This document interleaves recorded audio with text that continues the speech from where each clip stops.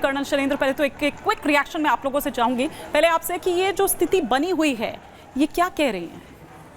और जय हिंद, ये सीधे सीधे आपको बता रही है कि ये स्टूडेंट प्रोटेस्ट नहीं है, ऑर्गेनाइज प्रोटेस्ट है। आप उसमें अगर स्टूडेंट ढूंढने की कोशिश करेंगे तो शायद एक बच्चा ज़रूर मिल जाए, 2 बच्चे ज़रूर मिल जाए, हज़ारों में ये स्टूडेंट हो ही नहीं सकते। ये वेल ऑर्केस्ट्रेटेड प्लान है जो आप देखेंगे कि उनकी हसीना की जब से इलेक्शन से आगे की जो जर्नी है, इस चौथे इलेक्शन में वो उनका जीतना अपने आप में, और तब से लेकर अब तक के बीच में जो डेवलपमेंट्स हैं, अगर आप उनको सिलसिलेवार एनालाइज करें तो आप क्लैरिटी से कह पाएंगे कि ये अपने आप में प्रोटेस्ट नहीं है। I think Hasina should have realised it. उन्होंने कहा भी था कि इसमें पाकिस्तान का हाथ है, हम इन्वेस्टिगेट कर रहे हैं, ये कर रहे हैं, वो कर रहे हैं। सबसे बड़ी बात देखिए, प्रोटेस्ट हुआ, चलिए प्रोटेस्ट करना सबका हक बनता है डेमोक्रेसी में। जैसे आप इलेक्शन लड़कर आई हैं, ऐसे लोगों का प्रोटेस्ट भी हो सकता है क्योंकि आपने एक रिजर्वेशन पॉलिसी डाली जिसका लोगों को पसंद नहीं आया, कोई बड़ी बात नहीं है। तब पुलिस कहाँ गई, तब आर्मी कहाँ गई, रोक नहीं पाए। चलिए कोई बात नहीं, आप बता रहे थे 1,70,75,000 आदमी एक प्रोटेस्ट को नहीं रोक पाए, वो भी एक ऑर्गेनाइज आर्मी की तरह, कोई बात नहीं, उससे और आगे बढ़ जाते हैं। उसके बाद क्या हुआ, ये प्रोटेस्ट कल और ज्यादा खराब हो गया, 93-94 लोग मारे गए। तब पुलिस कहाँ थी, तब आर्मी कहाँ थी? आप कहना ये चाहते हैं कि ये आर्मी ने होने दिया है, मेरा कहने का मतलब ये है। इसको मैं बोल रहा हूं ऑर्गेनाइज्ड। ऑपोजिशन पार्टी वहां है ही नहीं इस समय क्योंकि दे लॉस्ट सो मिजरेबली। सबसे बड़ी बात ये है, उससे आगे आ जाइए, 45 मिनट क्यों दिए जा रहे हैं? एक आपको वो प्राइम मिनिस्टर की सिक्योरिटी आप नहीं कर पा रहे हैं, ऐसा उनकी आर्मी का कहना है, इसलिए आप 45 मिनट में छोड़ जाइए। आप उन्हें एड्रेस क्यों नहीं करने दे रहे 2 मिनट का? 46 मिनट या 47 हो जाएंगे तो बड़ी बात है, कोई बड़ी बात नहीं है।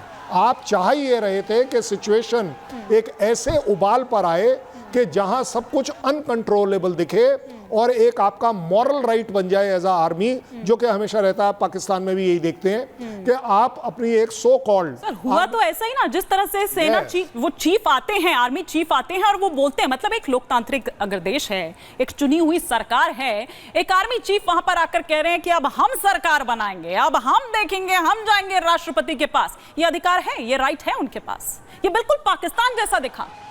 देखिए पैरेलल तो क्लैरिटी के साथ है। हाँ। अगर आपने अपनी पॉलिटिकल गवर्नमेंट को बचाना था, खड़ा होना था, प्रोटेस्ट में उनके साथ खड़ा, आप बताइए, चलिए कोई बात नहीं, आपने उन्हें विदा कर दिया, उसके बाद लोग प्राइम मिनिस्टर हाउस में कैसे घुस गए? बिल्कुल। लूटपाट कैसे हो गई? बिल्कुल। कहीं ये सब हो नहीं रहा है, ये करवाया जा रहा है, होने दिया जा रहा है, जिससे कि सिचुएशन पब्लिक को दिखे, इंटरनेशनल मीडिया को दिखे कि देखिए हमारी मजबूरी थी एज अ आर्मी कि हमें इसमें आना पड़ा। मैं लौटूंगी और मिर्जा साहब का भी मैं रुख करूंगी, लेकिन उनसे पहले एक बड़ी खबर जो इस वक्त आ रही है उस पर एक नजर डाल लेते हैं, फिर मैं मिर्जा साहब का रुख करूंगी। बांग्लादेश में अंतरिम सरकार का गठन होगा। बांग्लादेश में 10 सदस्यीय अंतरिम सरकार बनेगी। सलीमुल्लाह खान, आसिफ नजरुल होंगे इसमें शामिल, अब्दुल वहाब मियां, इकबाल करीम का नाम भी इसमें शामिल है, मेजर जनरल सैयद इफ्तिखार उद्दीन का नाम भी इसमें शामिल है। तो ये अब बड़ी खबरें निकलकर सामने आ रही है। 24 से 48 घंटे देखिए, जैसा कि आर्मी चीफ ने खुद ऐलान यहां पर किया था। मिर्जा साहब का जरा हम रुख करते हैं, उनका एक क्विक रिएक्शन। टेक्निकली आप इसको किस तरह से देखते हैं मिर्जा साहब? और साथ ही साथ ये वो आर्मी है जो सपोर्ट करती रही है, हमेशा से सपोर्ट किया है जिन्होंने शेख हसीना को, लेकिन आज उन्होंने ही अपना सपोर्ट खींच लिया और कह दिया कि आप चली जाइए।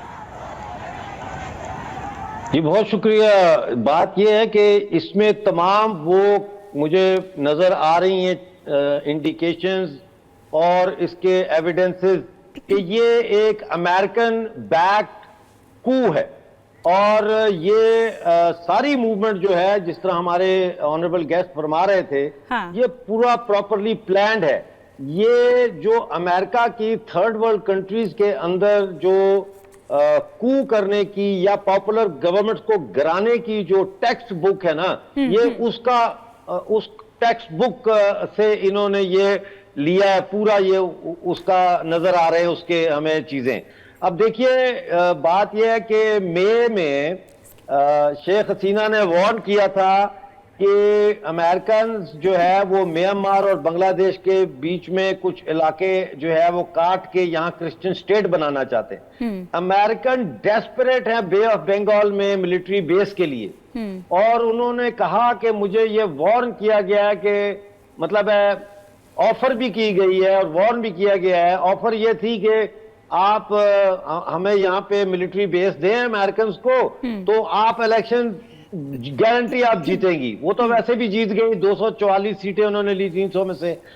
मसला ये है कि अमेरिका ने एक कुत्ता पाला है जिसका नाम है पाकिस्तान, और पाकिस्तान के आगे पिल्ले हैं ISI, और उन पिल्लों के आगे पिल्ले हैं जमात इस्लामी और जहादी तंजीमें जो बांग्लादेश में बहुत एक्टिव हैं।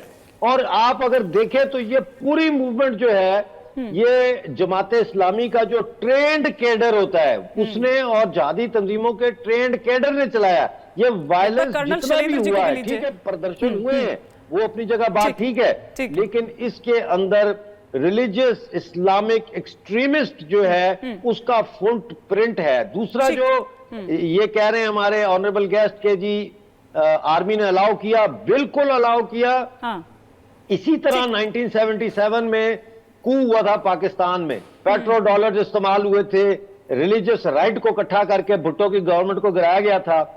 और फौज ने किसके कहने पे फायरिंग की है? पुलिस किसके कहने पे फायरिंग कर रही थी? एक बार मैं जरा एक काउंटर रिएक्शन ले लेती हूँ। कर्नल शैलेंद्र, आप इत्तेफाक रख रहे हैं मिर्जा जी की बात से? नहीं, देखिए बोलिए। नहीं बोलिए।